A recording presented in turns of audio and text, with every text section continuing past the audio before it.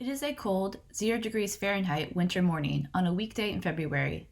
You wake up and turn on the television to watch the morning news.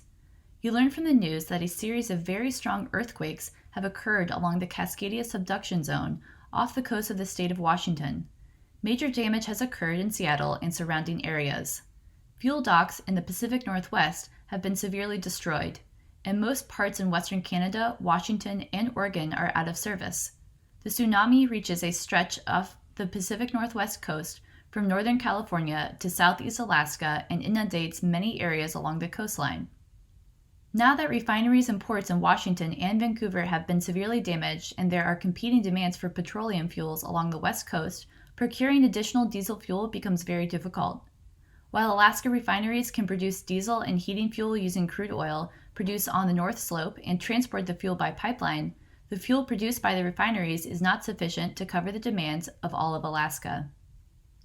Because of competing demands for petroleum, fuels in the interior Alaska regions, AT&T and the government expect that it could take up to one full month, 30 days, to procure and deliver emergency diesel fuel to most of interior Alaska. The governments declare a state of emergency. The plan to evacuate all residents who have life-threatening medical conditions to nearby emergency shelters. Emergency responders tell you that they will begin to distribute basic supplies within the next day, including food, water, first aid supplies, flashlights, and batteries. As in the case of the previous scenario, AT&T will only be able to sustain critical public and private operations in a limited capacity until they get additional fuel.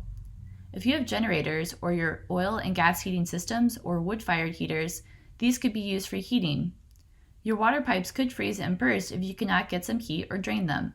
A closed refrigerator will stay cold for up to 4 hours, and a full freezer will stay cold for approximately 48 hours.